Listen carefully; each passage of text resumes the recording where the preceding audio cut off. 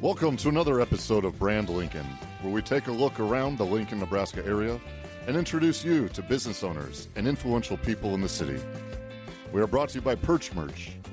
Perch Merch is a locally owned, custom screen printing and embroidery apparel shop that also specializes in vehicle wraps, decals, and all sorts of promotional products.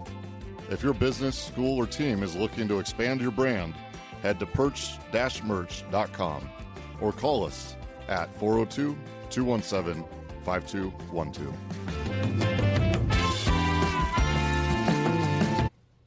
Hey everybody, welcome to another episode of Brand Lincoln. I am your host, Chris Beecham, joined by my co-host, Henry Schmidt. Hello, Chris. And producer, DJ Joe Cruz. Good morning, Chris. Before we introduce our guest, we'd just like everybody to please like, follow, subscribe on whatever platform you're listening on. You can also find us on YouTube, TikTok, Facebook, and Instagram at Brand Lincoln Podcast. So today in the Perch Merch studio, we have Joe Hager of Canyon Joe's BBQ. Yes, good morning. Which is located at 200 South 18th, which is that the Telegraph? That's in the Telegraph District, yes, sir. What's right next to it?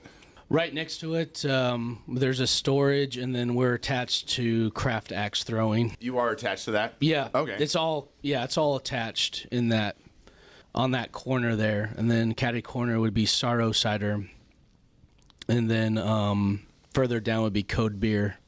So a lot of small businesses just on that strip there. So, and In Street Liquor would be on the other corner. So you can just kind of take a little walk and hit a bunch. I mean, you could entertain yourself all night with that. You really Dinner, could. Drinks, axe throwing.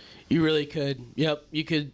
You know, there are a lot of businesses that have little get-togethers, axe throwing, and then we offer a 5% discount. We'll cater in. I think they can have up to 50 people in there or more. And then, we just kind of have like a small business collaboration and help each other out. And then Sorrow, they're great people. They have that apple cider there, and it's pretty tasty. I did try to do some sausage with their jalapeno apple cider. I don't know what the name of it exactly was. The jalapeno one's my favorite. Yeah, it's good. So, yeah, just the small business and the collaboration and camaraderie is awesome on that in the Telegraph. So you're born and raised in Lincoln. Yes. So how did we get to be owner of Canyon Joe's BBQ? Well, my railroad career took me down to Texas.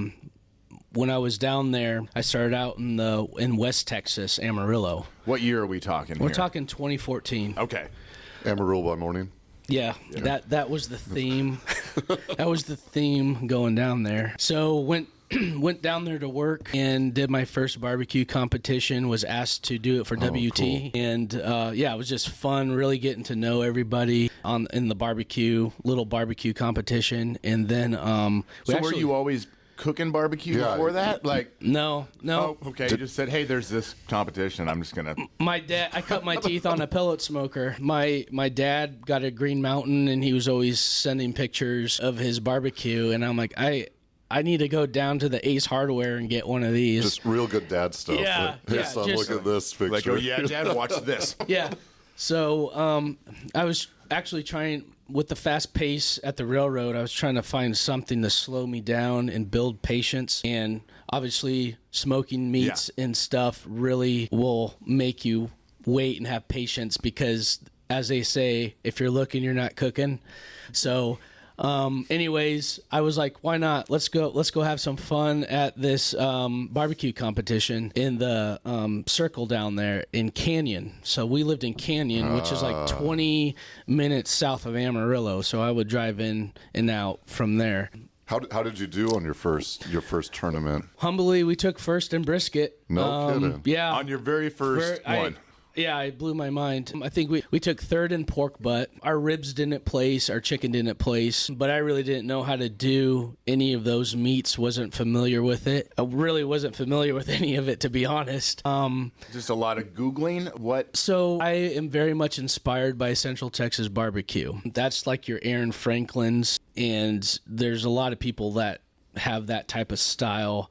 That's one person that I really watched. I got his books. I read those. Myron Mixon at the time was definitely another big impact on the barbecue circuit that I really took a following to as well. Now he's on the East Coast, so you got, that's a different profile, and they do a lot of whole hog, and they use a lot of fruit woods, I think peach and whatnot there. Central Texas is a lot of post oak, and that's what we use at the shop. We use an oak, and you can also see on the barbecue circuit that people are going to use pecan, hickory, and it really changes the profile. So Deering and Canyon, I was changing out the pellets with different profiles, using different rubs, and then I started making my own rub and trying to see what I like.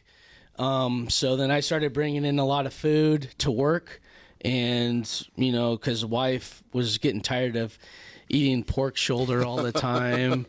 And then, she knew every weekend that I would have a brisket or a pork shoulder on that smoker, just trying to do something different, whether it be a spritz or a glaze or, just trying to, you can do whatever you want. You can build your own profile and make it yours. That's the beauty of barbecue. There's a lot of variables, but the key thing is consistency, maybe changing up a little time when you wrap, if you wrap. Some people don't wrap. Some people cook at different temperatures, 225, 250. Anyways, taking that into the yard office, they started calling me Canyon Joe. So that's where Canyon Joe came from. That's great. That's a great story. Yeah. Yeah. And we made a red dirt rub that now we have in Shields, actually. We carry that. The Shields carries our line there. And then we have it in store because really that's the first time I've ever seen red dirt. Down in the South. So then I got promoted down to Houston. With the railroad, with not the railroad, with the barbecue. With the railroad. And what I like to do is celebrate milestones with safety with my guys. My job on the management side is to make sure everybody goes home at the end of the day, and that's a big deal. Production numbers are just numbers. Somebody going home to their wife, their kids, or whatever, they basically count on us to make a safe working environment, and we'd celebrate. And what I would do is I'd get a smoker. One of the guys had a smoker that he would trailer up. You see, the thing of it is everybody has a smoker down there that's a trailer. You don't see that very often in the Midwest, but you'd see 1,000-gallon smoker going down the interstate like a normal day. Yeah, because when you see them here in Nebraska, you pointed out, oh my gosh, look at that guy. He's going to party. Look at that smoker grill, whatever. So he let us borrow that, and we would load it up with pork shoulder brisket and celebrate those safety milestones and bring everybody together. So the point being, the competition was great, competition world, but the hardware really didn't do it for me. It was bringing everybody together in a community. I would go into barbecue joints down in Houston for lunch, and you'd see blue collar, white collar, under the same roof, at the same table, making conversation, building relationships, and it's the community. After going through Hurricane Harvey, that was another big impact. All the barbecue joints down there were giving free meals and not even caring about their property that's underwater or destroyed or whatever. They're just making sure their community is taken care of. And that means more than anything to me. So that's my why and why I opened up Canyon Joe's in my hometown, because I wanted that. And being a year in, I feel like we've had some great opportunities to be that person, and also we got a long ways to go. We're growing, and whenever we can help out and do stuff, we will jump right in. So I did notice that your motto is faith, family, and smoke. That's after that story. Yeah I get that. So so we're in Texas now. And you get transferred back to Lincoln, or? So my wife and I were blessed with our daughter Lennon. I was on call a lot and working a lot, and then you get promoted every year or two. If you're on that track, you're moving a lot. So wife and I talked, what makes sense for us, our family. We wanted to raise our children around grandpa, grandma, aunt, uncles, cousins. That was one big thing that we agreed on. Everything changed the day Lennon arrived. My whole perspective changed on life. Like, it was like that. And I think a lot of people can agree. So I actually hardship back here. I demoted back to Lincoln, and I'm grateful to be back. I still love what I do. But there was that missing piece of that Texas barbecue culture, and that is what we brought to Lincoln. That is so cool to be able to, like, that's part of you now. You know, it's, you had the calling. It was just eating at you, or you'll be eating it. But yeah, very cool. Nice, Joe. Thank you. Thank you. So you started off with a food truck, though? Yeah, so during COVID, my brother and I built a barbecue trailer. We started going out to events. Our first event was at a brewery in Corn Coast on the south side of town there. Great guys. Like, yeah, did you just walk in there and be like, hey, I make really good barbecue, and I'm going to show up here? Actually, Is that cool? I leased a couple parking spots behind a commercial building, and they saw the trailer all the time parked over there, and they were out one day unloading stuff and just kind of walked over and started chatting because they were just getting ready to open as well that summer. And we just kind of hit it off, and we just showed up, and they advertised, and that's the thing, and that's the beauty of collaborations with small businesses, is just kind of helping each other out through the marketing experience and whatnot. It went well. We sold out our first event within an hour and a half. Holy smokes. And I wasn't expecting literally. Holy smokes, yeah. Yeah, I wasn't expecting the crowd either. I was like, okay, we got to tighten up some things, and we're still learning. We try to create the best barbecue experience that our customers can. That's our number one goal. And if something's off, I want to know about it, whether that's through a review or someone calling me, emailing me, whatever it is, and then we'll make it right. If we mess up, there's a lot of variables with barbecue, but again, I'll go back to that consistency. When you come to Canyon Joe's, you know that you're going to get consistent prime brisket slices, and the spare ribs, you know that they're going to be tender and juicy, and that's what we pride ourselves on. So at what point did you decide to go to a brick and mortar? So the way it worked out, a really good friend of mine, Jared, that I don't know if you guys remember Otilli's Meats. Yeah. Okay. Yeah.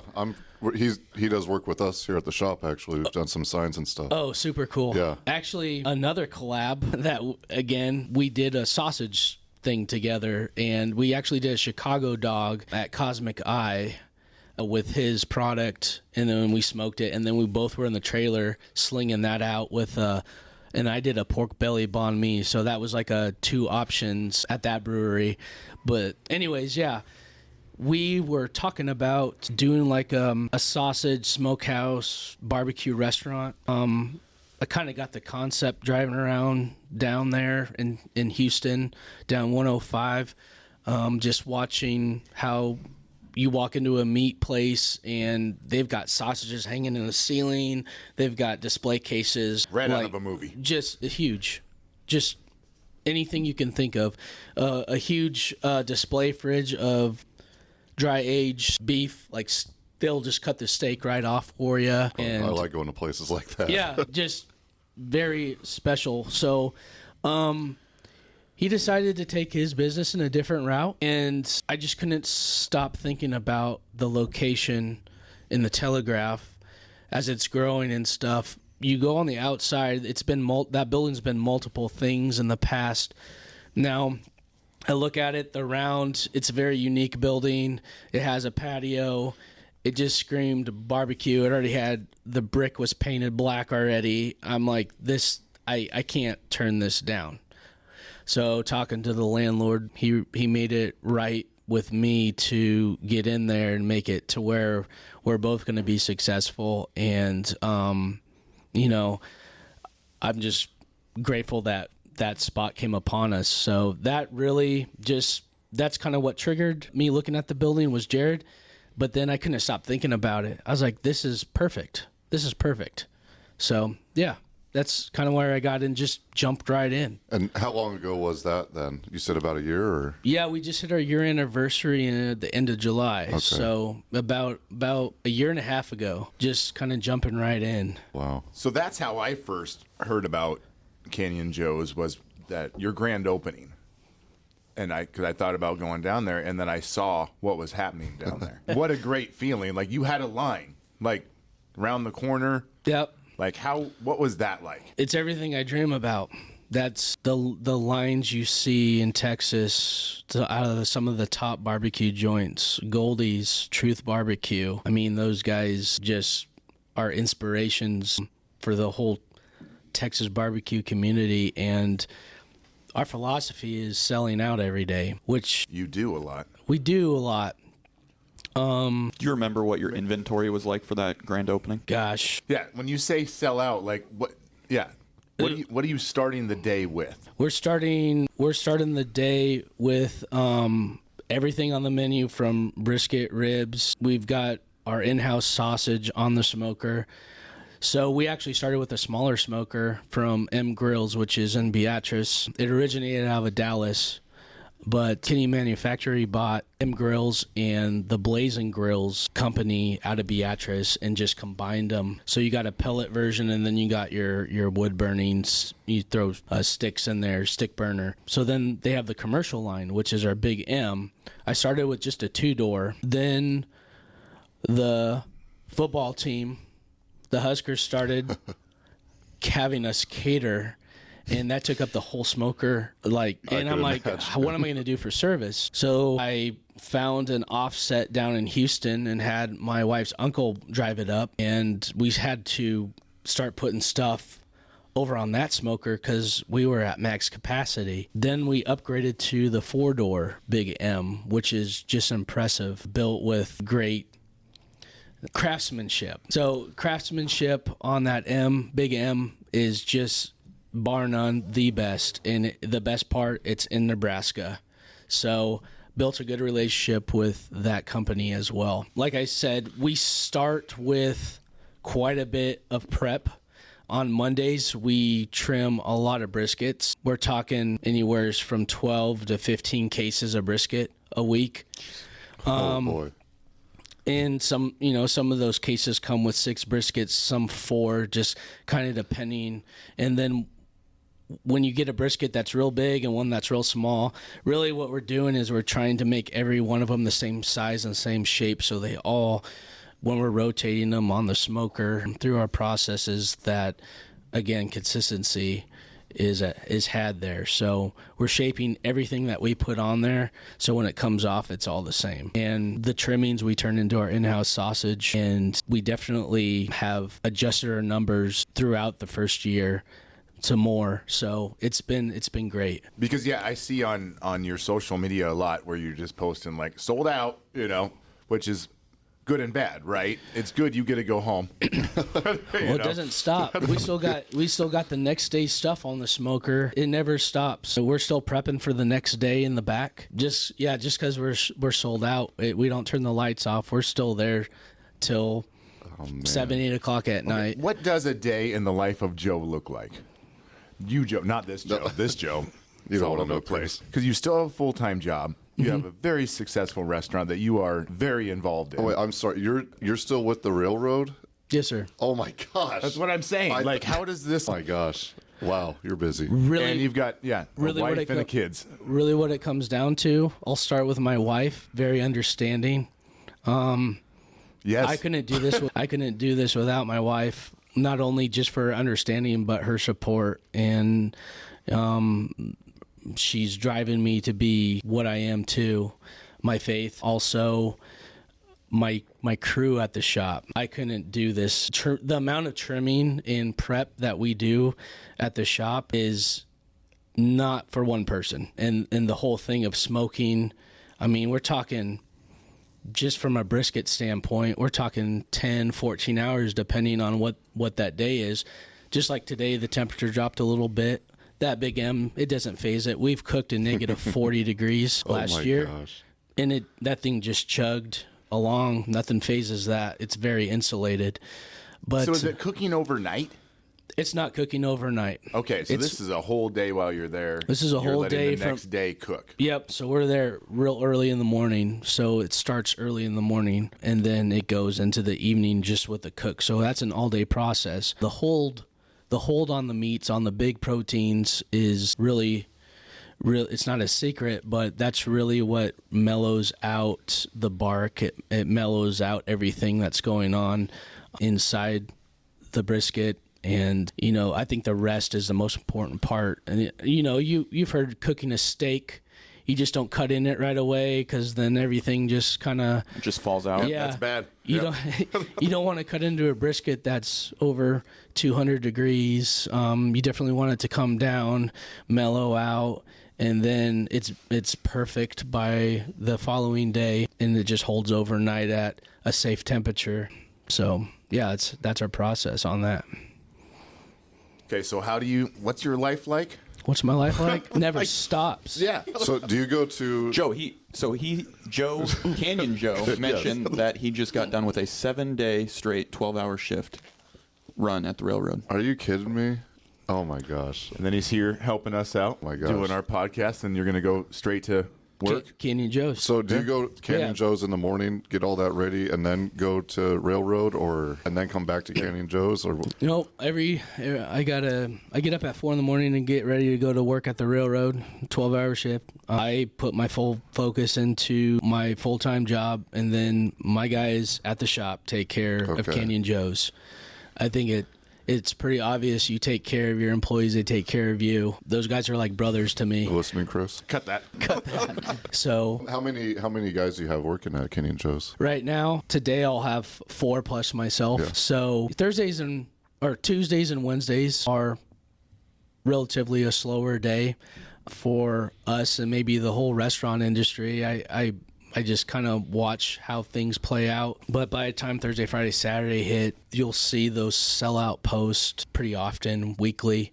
Because again, back to the philosophy of everything's fresh. We don't reheat. We don't have microwaves. Everything's prepped and cooked that day, or was held for that day, all the way down to the sides. We take pride in that, and when you come into Canyon Joe's, you know you're getting the freshest barbecue in town.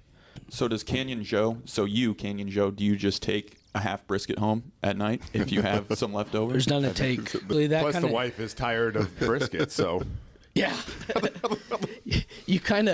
You also kind of get tired of eating your own stuff sometimes too. That's why I was bringing it into work all the time. You kind of get to see through basically you put all this time and energy into a brisket, and then when someone comes up to order it and wants a half pound, full pound, you start slicing into it, and just to cut it open is like, I don't know, it's like Christmas every day. It's kind of it's a cool feeling. that's what's like, cut rewarding into it. for you, not eating it. But that's a reward. Yeah. It's like looking That at art.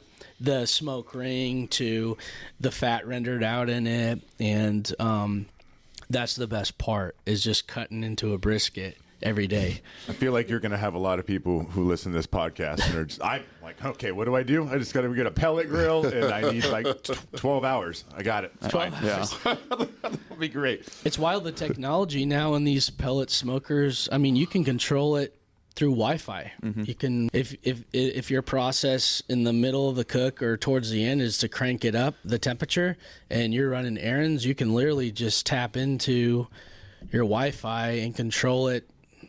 You could be at work controlling it, or you could be running errands, and it's crazy how far the pellet smoker has come. Feels like cheating. It feels like cheating. No. So what are your hours?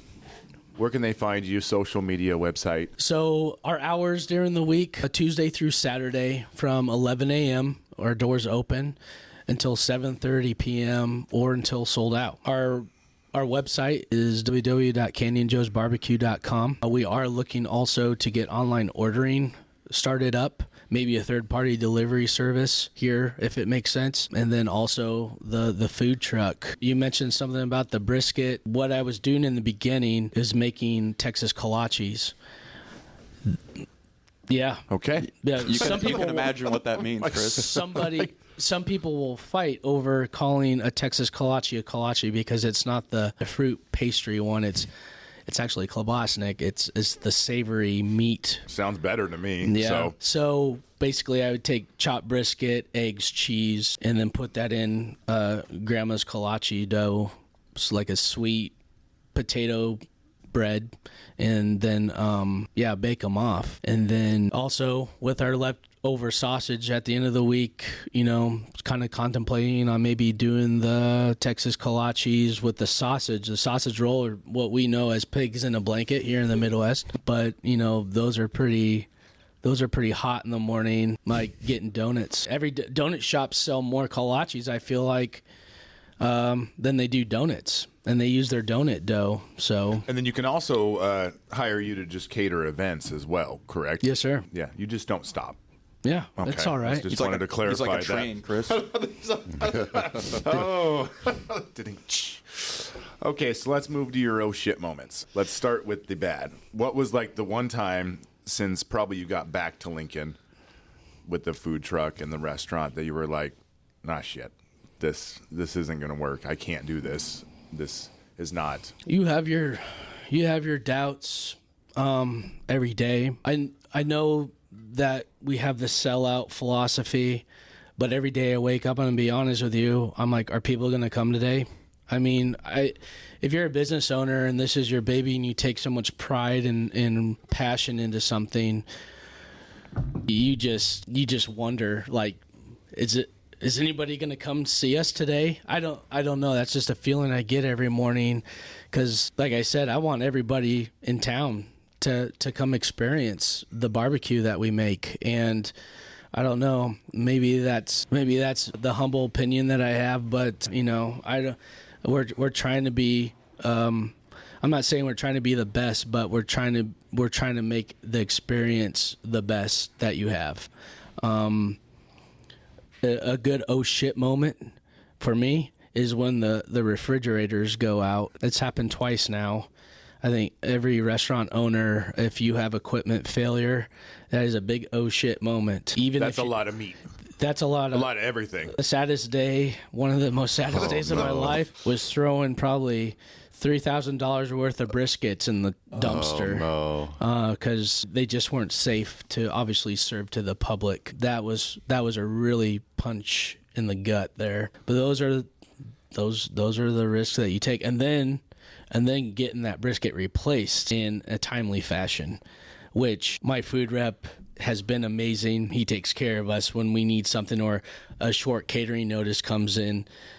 Man, that guy will drive for miles to Kansas City or Omaha to get what we need and come back with a whole vehicle full, even late into the evening, and drop it off for us. That's, again, building that relationship with that dude. We take care of him as well, so. Okay, let's move to your good oh shit moment. So what was like, it sounds like you have a lot. I assume every day you sell out is a good oh shit moment, but is there one that really sticks out in your mind, like your Jerry Maguire, like holy shit, this is working. You're gonna be singing in your car on the way home? The biggest oh shit moment I had recently was when Daniel Vaughn walked in from Texas Monthly. He is a very renowned editor, the barbecue snob of Texas Barbecue. No he does kidding. the. Did you know who he was when he walked in, or? So I wasn't there that day. Oh, of course. I actually had a family day in Omaha. My crew was like, "You need to take a break," and I was like, "No, I don't." And they wanted to fight me, and like, "You're going," and I was like, "Okay." So I went to Omaha, had a family day. Next thing you know, the barbecue snob starts tagging Canyon Joe's and stuff on his stories. I'm like, what is going on here? Like, we're walking around and I get on and he's tagging our food. And I'm like, is this a joke? I told you guys I should have taken off. No. The crew took care of him. We did get an honorable mention. Like I said, we do have a lot of work. We've made a lot of changes since he came in, because I'm like, how the hell did this happen? Like, Daniel Vaughn, of all people, walking into my shop is In Lincoln, Nebraska. The barbecue mecca here in Lincoln, Nebraska. My mind was blown. So, that was a big oh shit moment. But so he's saying good stuff? Yeah, Like, What was his review? Yeah. So his review, we didn't make like a list of any kind, but we did make the honorable mention list, I guess. There's some things that I did realize that maybe would make a Texas craft barbecue experience better, just from the way the presentation of how we serve it to people that stay in, because we were doing everything in takeout boxes, because at the time we really didn't have a dishwasher. So there's a lot of dishes at the end of the day, and to add metal trays in and stuff like that with butcher paper, and there's just more labor and whatnot. Well, we again want to make the best experience that you can have, and we started doing that and really paying attention to the presentation a lot more with that, and then also doing some things of how we rest the briskets.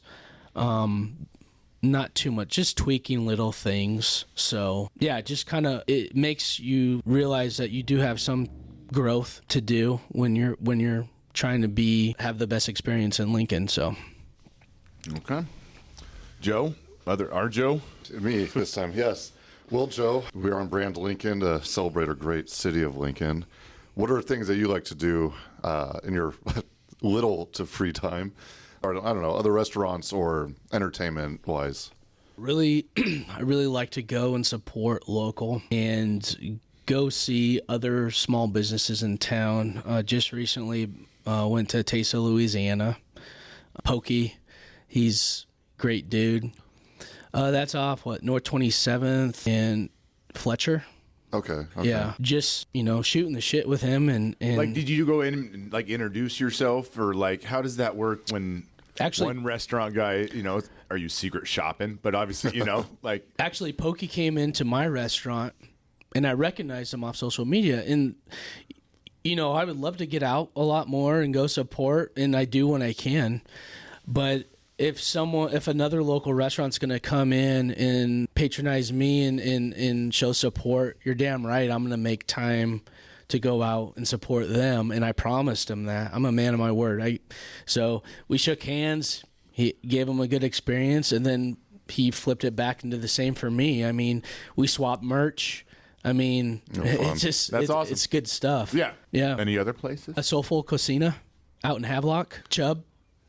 I've not been there, but yeah, we need to have him on here. I hear as well that he's fun. He's a great dude. We do carry Marcy, Sweet Things by Marcy, her desserts. I am not a good baker, and I am not a dessert king by any means, and she is the queen of desserts. We change up the desserts weekly. We do keep the staple of banana pudding on the menu every week, but we kind of swap off two different cakes of the week, and I think last week was like a snickerdoodle, and then now we're getting into pumpkin pie season. So I mean, we're getting into the spice. Gross. Come on, do it. I can't do it. All right, Joe. Well, thank you so much for coming on. I think you had a great story, and thank you. I'm a big fan of Candy and Joe's now. Really excited to see where you go next. Yeah. And how big it will be. Thank you. Yeah. All right. Thanks, Joe. Yep. Thanks, everybody.